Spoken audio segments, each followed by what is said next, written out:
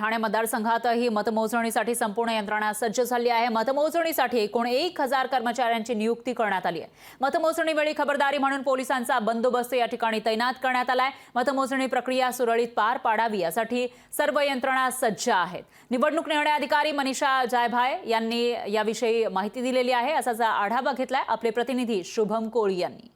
20 मे रोजी मतदान प्रक्रिया पार पडली आणि उद्या जी आहे ते 4 जून रोजी जी आहे ती मतमोजणी करण्यात येणार आहे। या ठिकाणी आपण पाहिलं तर सध्या मी आहे ठाणे लोकसभेमध्ये आणि ठाणे लोकसभेची ह्याच घोडबंदर रोड येथे असणाऱ्या हॉरायझन प्राईम या ठिकाणी मतमोजणी प्रक्रिया जी आहे ती पार पडणार आहे।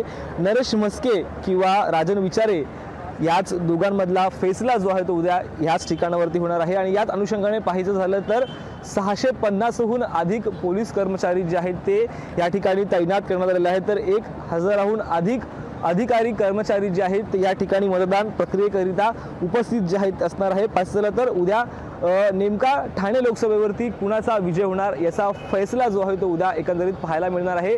मुख्यमंत्री एकनाथ शिंदे त्यांचा गड राखण्याकरिता त्यांना यश मिळेल का किंवा राजन विचारे उद्या तिसऱ्यांदा पुन्हा हॅट्रिक मारतील याचा एकंदरीत फैसला जो आहे तो उद्या याच ठिकाणाहून पाहायला मिळणार आहे। शुभम कोळी, लोकशाही मराठी, ठाणे। लोकशाही मराठी ऐका, पहा, जागरूक रहा।